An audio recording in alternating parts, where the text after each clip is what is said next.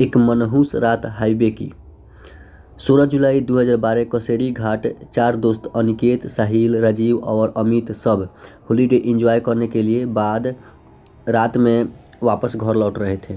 अमित: अरे यार, कब ये रास्ता ख़त्म होगा? 2 घंटे से इसी रास्ते पर भटक रहे हैं, बैठे बैठे कमर में मोच आ चुकी है। राजीव बोला: हाँ यार। साहिल: तुझे इस रास्ते के बारे में पता भी है या ऐसे ही गाड़ी को भगाया जा रहा है?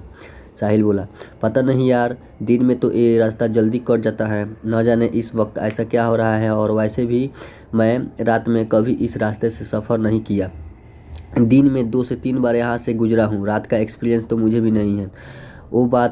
वो आपस में ही बात कर रहे थे कि तभी उन्हें पीछे से एक ट्रक की तेज़ हॉर्न सुनाई देती है। वो गाड़ी लगातार इनकी गाड़ी को ओवरटेक करने की कोशिश कर रही थी। अमित: कैसा ड्राइवर है, पीकर गाड़ी चला रहा है क्या? इतने में उस ट्रक ने इनकी गाड़ी को एक तेज़ टक्कर दी और लगातार हॉर्न बजाता रहा। अनिकेत बोला: साहिल, साइड दे उसको, वरना ऐसा लगता है कि ये हमें मारने के इरादे से आया है। साहिल उस ट्रक को साइड दे देता है और वो गाड़ी सीधा आगे निकल जाती है। साहिल बोला: तुम लोगों ने उस गाड़ी को देखा? ऐसा लग रहा था कि जैसे खंडहर से निकला हो। ऐसा लगता है 200 साल पुरानी ट्रक है। वो लोग इस एक्सीडेंट से घबरा गए थे। तकरीबन 10 मिनट बाद गाड़ी एक पुराने कब्रिस्तान से गुजरती है। उस हाईवे पर एक कब्रिस्तान भी पड़ता था। गाड़ी जैसे ही उस कब्रिस्तान से गुजरती है, उन्हें कब्र के पास वही पुरानी ट्रक दिखती है जो थोड़ी देर पहले उनकी जान की दुश्मन बनी थी। राजीव बोला: साहिल, गाड़ी रोक, वो देख। अमित: अरे, ये तो वही ट्रक है जिसने हमें परेशान कर दिया था। साहिल: मुझे लगता है कि हमें एक बार जाकर देखना चाहिए कि बात क्या है। अमित: तू पागल हो गया है क्या? आधी रात इस तरह कब्रिस्तान में जाने की बात कर रहा है? अरे, मरना है क्या? अमित उन्हें वहां जाने से रोकने की कोशिश करता है, लेकिन तभी उन्हें उसी ट्रक से एक आदमी उतरता दिखता है जिसने काले कपड़े पहने हुए थे और उसके सर पर एक टोपी था। वह लगभग 7 फीट लंबा और हट्टा-कट्टा था।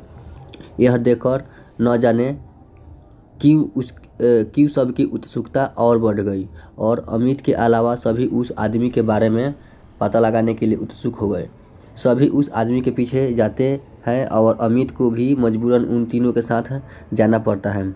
चारों जब उस ट्रक के दीवार के पास पहुंचे तो उनका दिल बैठ गया। उन्होंने जो देखा उसे देखने के बाद उनके रोंगटे खड़े हो गए।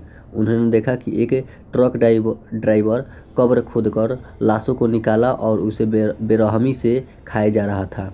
वह जिस्म के हर एक अंग को निकालकर गंदी तरह से खाया जा रहा था। अनिकेत: भाई, ये कौन सा राक्षस है? निकलो यहाँ से जल्दी से। हड़बड़ाहट में सब वहाँ से एक साथ भागे, लेकिन अमित इतना डरा था कि वह हिल भी नहीं पाया। कदमों की आवाज़ सुनकर उस शैतान को पता चल गया कि कोई उस पर नज़र रख रहा है। वह जैसे ही पीछे पलटा, उसे वह 3 लड़के भागते और एक वहाँ खड़ा दिखा। वह शैतान अमित के करीब पहुँचा और उस शैतान ने सीधा अमित के गले पर वार किया और एक ही बार में अमित की दर्दनाक चीख निकली और इसके साथ ही अमित की वहीं मौत हो गई। यहाँ तीनों तेज़ी से गाड़ी की तरफ भागने लगे और गाड़ी के पास पहुँचे और गाड़ी में बैठ गए। वह शैतान अब तक उनके पीछे नहीं भागा था, बल्कि दूर से ही खड़ा उन्हें घूर रहा था। साहिल गाड़ी स्टार्ट करने की पूरी कोशिश कर रहा था, लेकिन उसकी कार स्टार्ट ही नहीं हो रही थी। तभी वह दूर खड़ा शैतान धीरे धीरे उनके तरफ बढ़ता है और वह लगभग गाड़ी के नज़दीक पहुंच गया था। तभी गाड़ी स्टार्ट हो गई और तेज़ी से साहिल गाड़ी को आगे बढ़ाने लगा। वह शैतान इन तीनों के पीछे पड़ चुका था और तभी वह हवा में उड़ा और सीधा गाड़ी पर कूद गया। और जैसे ही अनिकेत उसे देखने के लिए अपनी मुंडी गाड़ी से बाहर निकाली, तभी उस शैतान ने अनिकेत का सर अपनी भारी तलवार से काटकर अलग कर दिया और उसका अधकाटा शरीर गाड़ी में ही फरफराने लगा। यह देखकर साहिल और राजीव दोनों डर गए और दोनों जान बचाने के लिए चलती गाड़ी से कूद गए। वे दोनों घास के मैदान में गिरे, जिससे उन्हें कम चोट आई।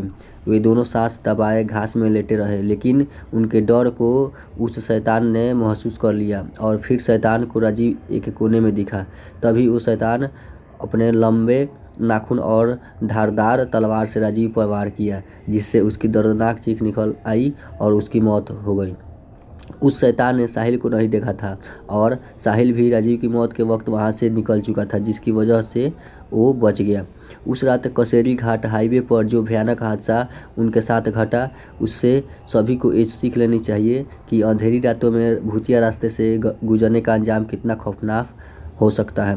कहते हैं उस भूतिया सड़क की कहानी में कोई शैतान है जो हर रात 12 से 3 के बीच अपने पुराने खतरनाक ट्रक से अपने शिकार का पीछा करता है और उसे मारकर कब्रिस्तान में दफन कर देता है और अगली रात उसे कब्र से निकालकर उसके जिस्म के टुकड़े को खाता है, जिससे वो अमर रह चुके। Thanks for listening.